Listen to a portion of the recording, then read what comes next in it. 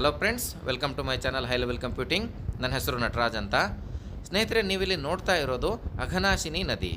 ನೋಡಿ, ಮಳೆಗಾಲದಲ್ಲಿ ಅಘನಾಶಿನಿ ನದಿ ಯಾವ ರೀತಿ ತುಂಬಿ ಹರಿಯುತ್ತೆ ಅನ್ನೋದನ್ನು ನಾವು ಈ ವ್ಯೂ ಪಾಯಿಂಟಲ್ಲಿ ನಿಂತ್ಕೊಂಡು ನೋಡಬಹುದು.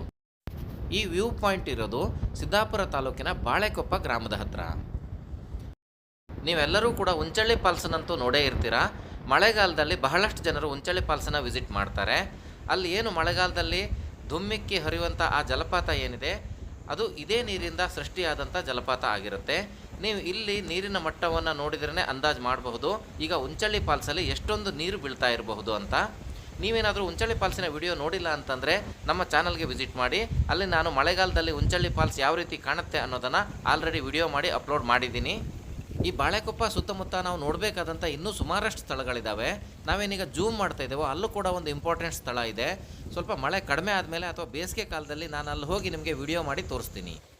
ಈಗ ಬನ್ನಿ, ಸ್ವಲ್ಪ ಅಘನಾಶಿನಿ ರಿವರ್ ಹತ್ರ ಹೋಗೋಣ. ಇವತ್ತು ಶಾಲೆಗೆ ರಜೆ ಕೊಟ್ಟಿರೋದ್ರಿಂದ ಇಲ್ಲೊಂದಿಷ್ಟು ಹುಡುಗರು ಅವರ ಅಜ್ಜ ಅಜ್ಜಿ ಜೊತೆಗೆ ಹೊಳೆಯಲ್ಲಿ ಮೀನು ಹಿಡಿಲಿಕ್ಕೆ ಹೋಗ್ತಾ ಇದ್ದಾರೆ. ಬನ್ನಿ, ನಾವು ಅವ್ರ ಜೊತೆ ಹೋಗಿ ನೋಡೋಣ ಏನೇನು ಮಾಡ್ತಾರೆ ಅಂತ.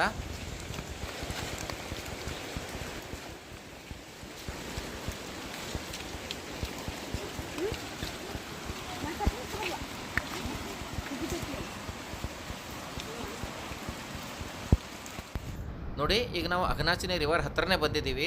ಇಲ್ಲೊಂದು ಕಟ್ಟೆ ನಿಮ್ಗೇನು ಕಾಣ್ತಾ ಇದೆ, ಇದನ್ನು ಗೇಜ್ ಕಟ್ಟೆ ಅಂತ ಕರೀತಾರೆ. ಮೊದಲೇ ಇದನ್ನು ನೀರು ಅಳಿಲಿಕ್ಕೆ ಯೂಸ್ ಮಾಡ್ತಿದ್ರಂತೆ. ಈ ಕಟ್ಟೆ ಇಲ್ಲಿಂದ ಸ್ಟಾರ್ಟ್ ಆಗಿರೋದು ಈ ಅಘನಾಶಿನಿ ನದಿಯ ಆ ಕಡೆ ದಡದವರೆಗೂ ಇದೆ. ಇಲ್ಲಿ ಈಗ ನೀರು ಇರೋದ್ರಿಂದ ನಮಗೆ ಆ ಕಟ್ಟೆ ಕಾಣಿಸ್ತಾ ಇಲ್ಲ, ನೀರು ಕೆಳಗೆ ಕಟ್ಟೆ ಇದೆ. ಹಾಗೆ ಬೇಸಿಗೆಯಲ್ಲೇ ಆ ಕಟ್ಟೆ ನಮಗೆ ಕಾಣಿಸುತ್ತೆ. ನೋಡಿ, ಇಲ್ಲಿ ನೀವು ನೋಡ್ಬೋದು ನೀರಿನ ಹರಿವು ಎಷ್ಟೊಂದು ಪ್ರಮಾಣದಲ್ಲಿದೆ ಅನ್ನೋದು ನಿಮ್ಗೆ ಇಲ್ಲಿ ಗೊತ್ತಾಗುತ್ತೆ. ಈ ಟೈಮ್ನಲ್ಲಿ ನದಿಗೆ ಇಳಿಯೋದು ತುಂಬ ಅಪಾಯಕಾರಿನೇ ಅಂತ ಹೇಳ್ಬೋದು. ಇಲ್ಲಿ ಪಕ್ಕದಲ್ಲೇ ಕೆಲವೊಂದಿಷ್ಟು ಮನೆಗಳಿದ್ದಾವೆ. ಈಗ ಒಂದು 2-3 ದಿವಸದ ಹಿಂದೆ ಈ ಅಘನಾಶಿನಿ ನದಿ ಉಕ್ಕಿ ಹರಿತಾ ಇರಬೇಕಾದ್ರೆ ಇವ್ರ ಮನೆವರೆಗೂ ನೀರು ಹೋಗಿತ್ತಂತೆ. ಇವರೆಲ್ಲ ಇಲ್ಲೇ ಇರುವಂಥ ಜನ. ನೋಡಿ, ಮೀನು ಹಿಡಿತಾ ಇದ್ದಾರೆ. ಇವರಿಗೆಲ್ಲ ತುಂಬ ಎಕ್ಸ್ಪೀರಿಯನ್ಸ್ ಇರುತ್ತೆ. ಆದರೂ ಕೂಡ ಮಳೆಗಾಲದಲ್ಲಿ ಈ ರೀತಿ ಹೋಗೋದು ಸ್ವಲ್ಪ ಡೇಂಜರೇ. ಈಗ ಬನ್ನಿ, ಸ್ವಲ್ಪ ಗೇಜ್ ಕಟ್ಟೆ ಮೇಲೆ ಹೋಗೋಣ. ನೋಡಿ, ನೀವೇನೀಗ ಇಲ್ಲಿ ನೋಡ್ತಾ ಇದ್ದೀರಲ್ಲ, ಇದೇ ಆ ಗೇಜ್ ಕಟ್ಟೆ. ಇಲ್ಲಿ ನದಿ ನೀರು ಯಾವ ಪ್ರಮಾಣದಲ್ಲಿ ಹರಿತಾ ಇದೆ ಅನ್ನೋದನ್ನು ಚೆಕ್ ಮಾಡಲಿಕ್ಕೆ ಈ ಕಟ್ಟೆ ನಿರ್ಮಾಣ ಮಾಡಿದ್ರಂತೆ. ಹಾಗೆ ಇಲ್ಲಿ ಕೆಲಸಕ್ಕೂ ಕೂಡ ಯಾರೋ ಇದ್ರಂತೆ ಮೊದಲು. ನೋಡಿ, ಇಲ್ಲೊಂದು ಬಾವಿ ರೀತಿಯ ರಚನೆ ಇದೆ, ನೀವು ಇಲ್ಲಿ ನೋಡಬಹುದು.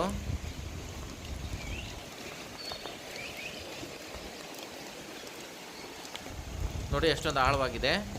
ಹಾಗೆ ಈ ಬಾವಿಯ ಪಕ್ಕದಲ್ಲಿ ನಾವು ಕೆಳಗಡೆ ಇಳಿದು ಹೋಗಲಿಕ್ಕೆ ಮೆಟ್ಲು ಕೂಡ ಮಾಡಿದ್ದಾರೆ. ಇಲ್ಲಿಂದ ಇಳಿದು ನಾವು ನದಿಗೆ ಹೋಗಬಹುದು. ಈ ನದಿ ಹೀಗೆ ಹರ್ಕೊಂಡು ಹೋಗಿ ಬಹಳಷ್ಟು ಬೆಟ್ಟ ಗುಡ್ಡಗಳನ್ನೆಲ್ಲ ದಾಟಿಕೊಂಡು ಆ ನಂತರ ಉಂಚಳ್ಳಿ ಫಾಲ್ಸಲ್ಲಿ ಬೀಳುತ್ತೆ. ಹಾಗೆ ನೀವು ಈ ವ್ಯೂ ಪಾಯಿಂಟನ್ನು ನೋಡ್ಲಿಕ್ಕೆ ಬಂದರೆ ನಿಮಗಿಲ್ಲಿ ಸಾಕಷ್ಟು ಬಿಕ್ಕೆ ಗಿಡಗಳು ನೋಡಲಿಕ್ಕೆ ಸಿಗ್ತವೆ. ಇದರಲ್ಲೆಲ್ಲ ಬಿಕ್ಕೆ ಹಣ್ಣುಗಳಾಗಿ ನೆಲಕ್ಕೆ ಬಿದ್ದಿರ್ತವೆ. ಆ ಹಣ್ಣುಗಳು ತಿನ್ನಲಿಕ್ಕೆ ತುಂಬ ರುಚಿಕರವಾಗಿರುತ್ತೆ. ನೋಡಿ, ಇದೊಂದು ಬಿಕ್ಕೆ ಗಿಡ. ಇದರಲ್ಲಿ ಕೂಡ ನೀವು ಕಾಯಿಗಳನ್ನೆಲ್ಲ ನೋಡಬಹುದು. ಈ ಬಿಕ್ಕೆ ಹಣ್ಣುಗಳು ನೆಲದ ಮೇಲೆಲ್ಲ ಬಿದ್ದಿರುತ್ತೆ, ಅಥವಾ ನಾವು ಗಿಡವನ್ನು ಸ್ವಲ್ಪ ಅಲ್ಲಾಡಿಸಿದ್ರು ಕೂಡ ಹಣ್ಣಾಗಿರುವಂಥವು ಕೆಳಗೆ ಬೀಳ್ತವೆ. ಆವಾಗ ಅವನ್ನೆಲ್ಲ ನಾವು ಒಂದೊಂದಾಗಿ ಆರಿಸಿಟ್ಕೊಂಡು ಅದನ್ನು ಒಡ್ಕೊಂಡು ತಿನ್ನಬಹುದು. ಅದರೊಳಗೆ ತುಂಬ ರುಚಿಕರವಾದಂಥ ತಿರುಳು ಇರುತ್ತೆ. ಹಾಗೆ ಈ ಬಿಕ್ಕೆ ಹಣ್ಣುಗಳು ನಮಗೆ ಮಳೆಗಾಲದಲ್ಲಿ ಮಾತ್ರ ನೋಡ್ಲಿಕ್ಕೆ ಸಿಗ್ತವೆ. ಇವು ಹಣ್ಣಾಗೋದು ಸಾಧಾರಣವಾಗಿ ಜುಲೈಯಿಂದ ಆಗಸ್ಟ್ ತಿಂಗಳವರೆಗೆ. ಸ್ನೇಹಿತರೆ, ನಿಮಗೆ ಈ ವಿಡಿಯೋ ಹೇಗೆ ಅನ್ನಿಸ್ತು ಅನ್ನೋದನ್ನು ಕಮೆಂಟಲ್ಲಿ ತಿಳಿಸಿ. ಹಾಗೆ ನೀವು ನಮ್ಮ ಚಾನಲ್ಗೆ ಮೊದಲನೇ ಸಲ ಬರ್ತಾ ಇದ್ದೀರಿ ಅಂತ ಆದರೆ ನೀವು ನಮ್ಮ ಚಾನಲನ್ನು ಸಬ್ಸ್ಕ್ರೈಬ್ ಮಾಡಿಟ್ಕೊಳ್ಳಿ. ಈ ವಿಡಿಯೋ ನಿಮಗೆ ಇಷ್ಟ ಆದರೆ ನಿಮ್ಮ ಫ್ರೆಂಡ್ಸ್ಗಳಿಗೆ ಶೇರ್ ಮಾಡಿ.